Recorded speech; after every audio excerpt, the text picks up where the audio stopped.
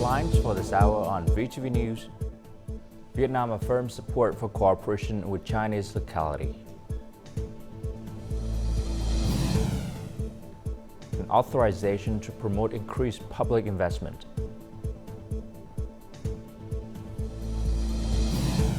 In our war news, Ukraine and Latvia signed bilateral security agreement.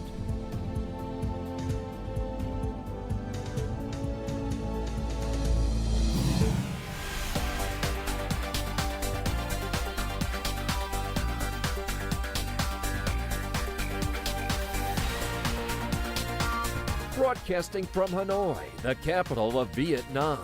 VTV News starts right now. Hello, it's 8 a.m. local time in Hanoi. You're watching VTV News. On Thursday, the government office issued Prime Minister Phạm Minh Chính conclusions on solutions to manage the gold market in the future. This includes assigning the State Bank to coordinate with relevant agencies to strictly implement Government Decree 24. Specifically, agency must closely monitor the developments of both domestic and international gold markets to promptly address the widening gap between domestic and international gold bar prices. Additionally, the supply for the productions of gold bars and gold accessories must be managed and operated strictly and effectively in line with market developments. These solutions aim to ensure the gold market operates safely, stably, transparently, and effectively without affecting exchange rates or state foreign exchange reserves.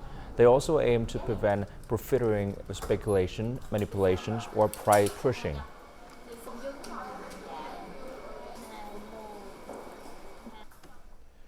In the Prime Minister's announcement regarding solutions for managing the gold market, an emphasis was placed on urgent interventions to address the significant gap between domestic and international gold bar prices, ensuring the stability and safety of the gold market and guaranteeing the common interests of the country and its citizens are top priorities. More in the following story. The gap between domestic and international prices remains significant, with domestic gold rings being $220 to $260 per tael higher, and the price of domestic gold bars exceeding the international price by around $520. Therefore, the Prime Minister's request to immediately and effectively address the significant price difference between domestic and international gold bars is considered necessary. Other economic activities are operating smoothly, but fluctuations in gold prices can cause instability. Therefore, the Prime Minister's urge to stabilize the gold market timely and effectively is accurate at this point. The Prime Minister also emphasized the mandatory issuance of e-invoices for gold transactions to enhance transparency and operational efficiency. He also demanded the immediate revocation of operating licenses for businesses that do not strictly adhere to the law. We support the need for gold market transparency. We've also strictly complied with these regulations in recent times. If amending Decree 24 on gold market management takes time according to the law, the State Bank needs to issue clear messages regarding future solutions to narrow the gap between domestic and international gold bar prices, ensuring proper gold market management. In response to the Prime Minister's request, the General Department of Market Surveillance is instructing local departments to intensify their inspections, supervision, and handling of legal violations. These violations include cross-border gold smuggling, profiteering, and speculation that leads to hoarding gold and driving up prices. National Assembly Chairman Vương Đình Huệ led a funeral tribute to President Ho Chi Minh at a historical relic site dedicated to the late Vietnamese leader in Kunming City, Yunnan Province, China, on April 12 as part of his ongoing official visit to China. The relic site, located at number 89 to 91 Ho San Nan Street in Kunming, was where Nguyễn Ái Quốc, who later became President Ho Chi Minh, lived and worked from February to October 1940. The municipality recognized the house in 2011 as protected relic site and by the province in 2019. The house was restored in 2022.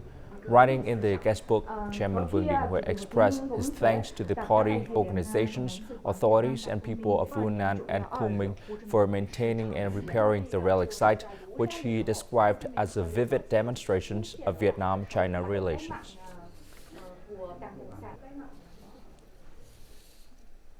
The Vietnamese National Assembly stands ready to support cooperation between Vietnamese localities and China's Yunnan province. National Assembly Chairman Vương Đình Huệ stated this at a law and policy forum held in Kunming City on April 12. More to follow. National Assembly Chair Vương Đình Huệ commended Yunnan Province and Kunming City's progress, stressing Vietnam's special attention to relations with neighboring Chinese regions. The National Assembly Chair praised Yunnan's robust collaboration with Vietnam's northern border provinces. It highlighted the promising economic prospects showcased by the participation of over 450 businesses at the forum. Recognizing Yunnan's pivotal role in southwest China and its strategic ties with ASEAN and Vietnam, the National Assembly Chair urged enhanced cooperation in border development, industry, agriculture, forestry, technology, health, environment, justice, and finance. The Vietnamese leader also advocated for a railway connection plan and closer coordination between Vietnamese provinces and Yunnan. Both sides have significant desires, needs, and potential for mutual trade. Vietnam's senior party and state leaders consistently support and facilitate cooperation between Vietnamese and Chinese localities, including Yunnan Province.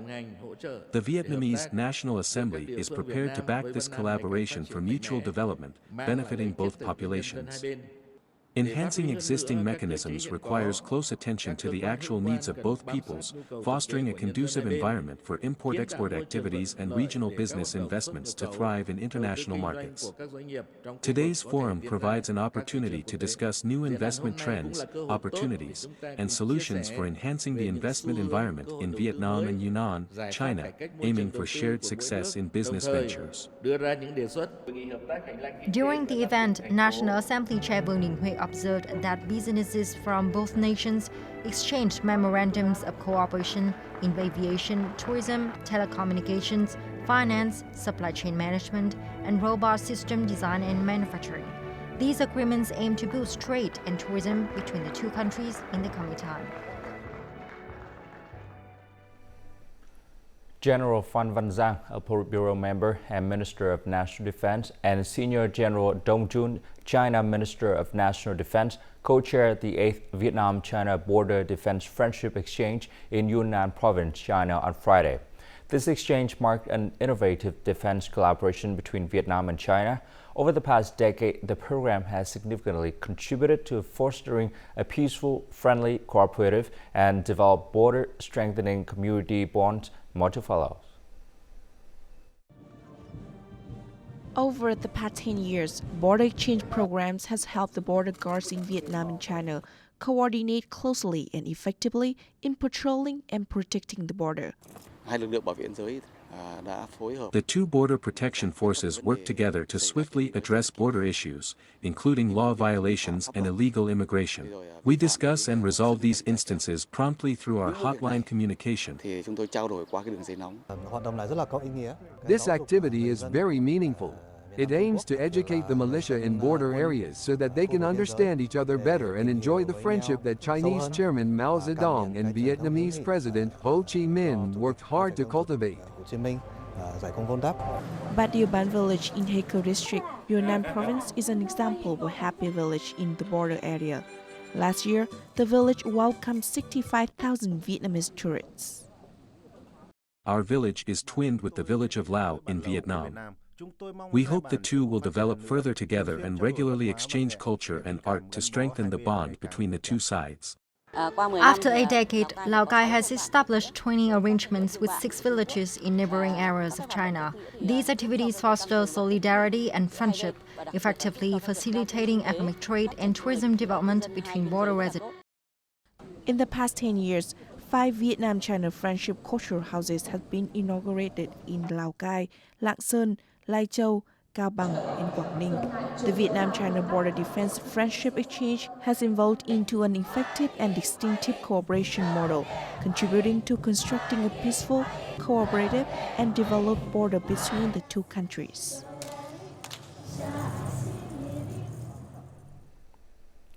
Chairman of the National Assembly Vương Đình Huệ hosted a reception for leaders of several Chinese corporations in Kunming City, Yunnan Province on April 12 as part of his official visit to China. Receiving chair of Sunwa Group, Jonathan Choi, the top legislator, spoke highly of the group's $5 billion investment in Vietnam and welcomed the group to increase its presence, especially at industrial parks in Laogai Province. In a reception for Yunnan Provincial Energy Investment Group Limited Company leaders, the Vietnamese leader hailed the company's capacity to ensure sufficient energy for Yunnan, suggesting that the company engage in clean energy projects in Vietnam. National Assembly Chair Vương Đình Huệ commended the company's cooperation with Vietnamese partners, which helps promote the transportation of goods, parcels, and postal items between the two countries. Later, the top legislator welcomed the chair of Dalian Locomotive and Rolling Stock Limited Company, part of the China Railways Rolling Stock Corporation, San Rong Kun. He highlighted the high demand for railway investment in Vietnam, expressing his hope that Dalian would work with competent authorities in each country's railway projects. He suggested that the Chinese firm share experience, techniques, and technologies in locomotive and rolling stock with Vietnam. Coming up next on VTV News, authorization to promote increased public investment.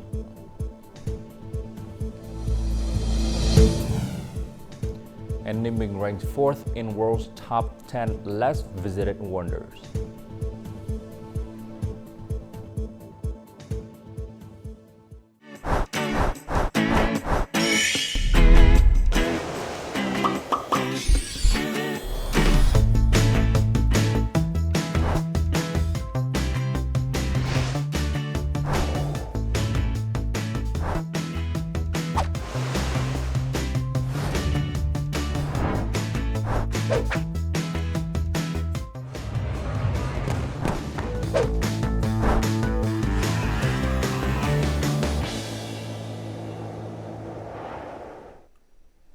Welcome back to VTV News. The allocation of public investment in Ho Chi Minh City during the first quarter of this year has shown a remarkable improvement compared to last year's corresponding period. The substantial increase in absolute disbursement is particularly noteworthy, surpassing $215,000, nearly doubling that of the previous year. And this achievement can be attributed to the City People's Committee's efforts in streamlining administrative procedures and empowering district authorities. Nguy's family owns over half the land required to implement a street expansion projects in Ho Chi Minh City. She agreed to hand over the site because the project's benefits were clearly explained. Once the road is finished, my house will be situated on the street, enabling us to conduct business and enjoy an improved quality of life. The local government's rapid road construction has filled us with excitement. Since the start of the year, there has been a threefold decrease in processing time compared to the previous method. We have a clear legal understanding of the project in our area, enabling us to implement it more swiftly rather than consolidating it at a central point in the city. Ho Chi Minh City disbursed around 7% of its public investment capital plan in the first quarter of this year. It needs to disburse over $307,000 monthly for the next 3 quarters. The city aims to reduce the time it takes for public investment project procedures by at least 30% through ongoing regulation implementation. We reduce document exchanges and address difficulties through departmental meetings to find solutions and assist in managing units and investors. 4 major project management boards overseeing over 60% of Ho Chi Minh City's public investment capital are experiencing sluggish disbursement. City leaders insist on prompt proposal for capital transfers where disbursement is hindered to prevent overall yearly outcomes from being impacted. Prime Minister Phạm Minh Chính has requested that the Circuit 3 500 kV transmission lines be completed by June of this year. Accordingly, construction sites across the sections are burning the candles at both ends, with engineers and staff working around the clock to achieve the designated progress. More to follow. At the Quảng Trạch-Quỳnh Lưu segment of the Circuit 3 500 kV transmission line, the entire crew of engineers and workers have been working industriously even after dark. It's all hands on deck as the crew is looking forward to erecting the main concrete columns as soon as possible. Workers are habitually seen on their round-the-clock operations, demonstrating unwavering commitment to stay on schedule for this key project. With such dedication, simple meals have become a part of their daily life. We're bent on finishing the project before the deadlines. Sometimes, we'd work overtime from noon until after midnight. All of our staff are aware of the closing deadline. It then becomes a sense of duty across all construction units to fulfill investors' expectations and finish construction soon. Investors have strengthened inspections as part of regular quality assurance. They have collaborated with local authorities to address issues that have arisen. We commit to clock in 3 consecutive shifts and 4 rotating crews every day to have the project ready for final inspections by June this year, as assigned by the Prime Minister. The transmission line spans 519 kilometers from Quảng Trạch, Quảng Bình to Phố Nối, Hưng Yên, with a total investment nearing $1 billion. Site clearance has been completed at the location of the column foundations across all 4 key segments of the projects. The Ministry of Public Security on Friday handed over showcase houses and construction funds in a ceremony held in Chà Vinh Province. These new homes, each amounting to $2,600, were gifted to local disadvantaged and policy beneficiary households. Most of the funds were provided by the Ministry of Public Security and the balance by the local authorities. The beneficiaries included poor and near-poor households, policy beneficiary families, families with meritorious services to the revolution, and Khmer ethnic households. The handover of these new homes is expected to wrap up before the reunification day.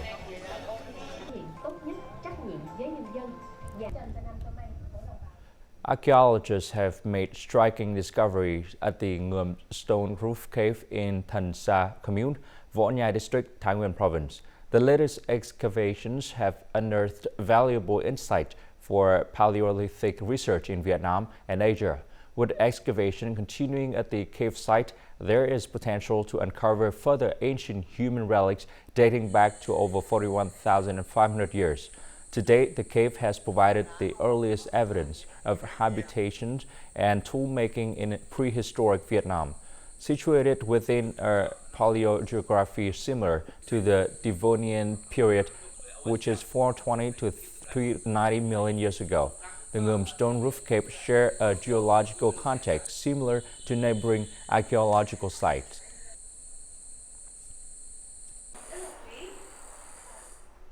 The northern province of Ninh Binh ranked 4th in the top 10 less visited wonders of the world, according to the United Kingdom's Daily Mail. Touted as Vietnam's secret, Ninh Binh is home to world's renowned destinations, including the Chiang An Landscape Complex. In the report, the Daily Mail wrote, with its towering runs of jagged pinnacles, Ninh Binh is a dramatic sight as a better-known Hạ Long Bay, but doesn't come with hordes of trippers. With a picturesque scenery and renowned spiritual tourism site, the province is best discovered by bike or gliding downstream on a sampan. Beside Ninh Binh, the other top 10 crowd-free tourist spots include famous destinations such as the Mayan Ruins in Caracol, the Pantanal tropical wetland in Brazil, and the Valley of Fire State Park in Las Vegas.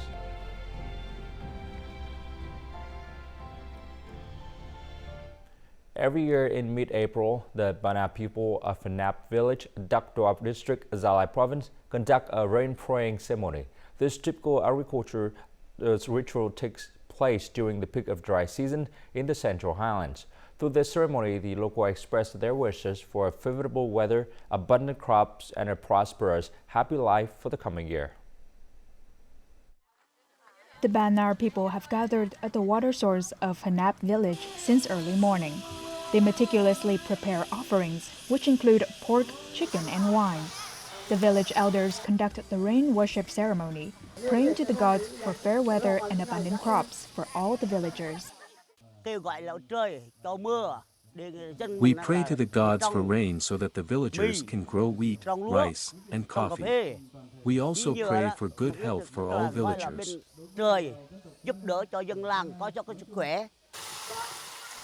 The Bahnar people hold the belief that water is the source of life. Consequently, the rain-praying ceremony serves as an important traditional ritual in their cultivation practices and daily life. Reenacting this festival not only fosters community solidarity, but also upholds the traditional cultural values of the Bahnar people in Zalai province. We annually hold the rain-praying ceremony for the villagers' 6-month crops. Rain comes so we can grow rice and coffee trees. Following the ceremony, the villagers eagerly share their products and gather fresh water from the source. The festival serves as their medium to express hopes for a prosperous life and a thriving economy. Coming up next on VTV News, Ukraine and Latvia signed bilateral security agreement.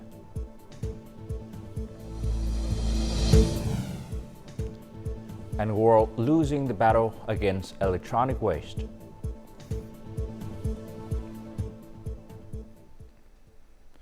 Ukrainian President Volodymyr Zelensky said on Thursday that Ukraine and Latvia have signed a 10-year bilateral security agreement.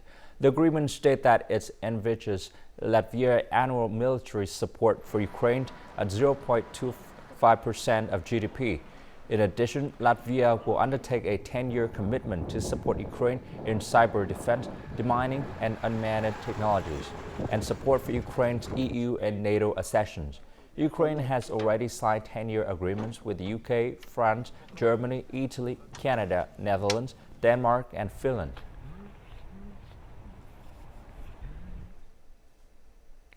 The UK Home Office has adopted a final package of measures to reduce legal migration. As of April 11th, the minimum income required to sponsor someone coming to the UK on a family visa will increase from £18,000 to £29,000. By early 2025, this will increase to £45,000. The aim is to cut unsustainable and unfair levels of migration and ensure those arriving here do not burden the taxpayer.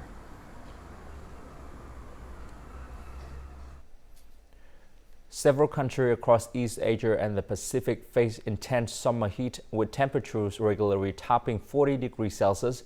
In a recent report, the United Nations International Children Emergency Fund (UNICEF) estimated that around 243 million children are exposed to hotter and longer heat waves, putting them at risk of a multitude of heat-related illnesses and even death.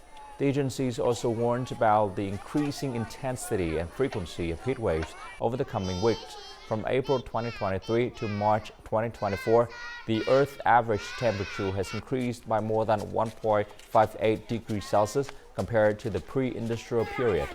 2023 was the hottest year on record since 1850. The United Nations also warned that the world has only 2 years left to avert far worse climate change.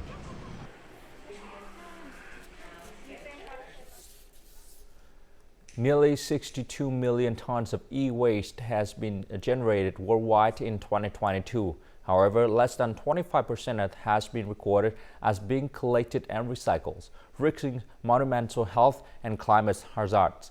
A UN research body on sustainable cycles stated that the world is losing the battle against e-waste. Electronic waste, also known as e-waste, can contain toxic additives and hazardous substances such as mercury and represent an environmental and health hazard. The generation of e-waste is rising by 2.6 million tons annually. It could reach 82 million tons by 2030, outrunning current recycling speed. of the e-waste mountain are faster than the increases in the recycling efforts of this e-waste. So to date, only 22.3% of e-waste has been documented. In a bid to solve the environmental hazards, a Kenyan firm is building its own circle for e-waste recycling, generating more jobs in the process. If it cannot, then it is disassembled into the different component parts. That will be your plastics, your metals, and then the screws will be kept separately, and the boards. So the boards, usually we export it to our partners. Since its early days, the WEE Centre has safely processed over 10,000 tonnes of electronic waste and decontaminated over 800,000 electrical appliances. This means more than 14,400 tonnes of carbon emissions have been slashed. This is significant progress, given most of Africa's low e-waste recycling rate.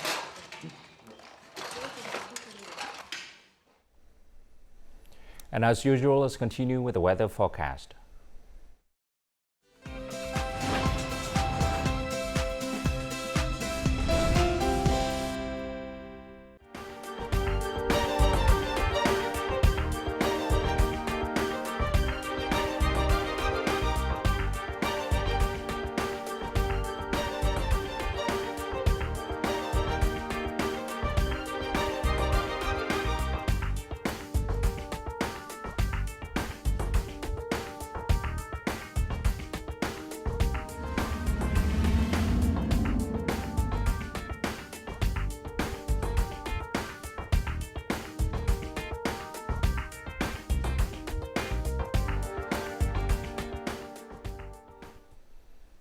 And that's it for this hour on VTV News. To rewatch the program, you can log on to VTVgo.vn or download our mobile application, VTVgo. Thanks for watching and goodbye for now.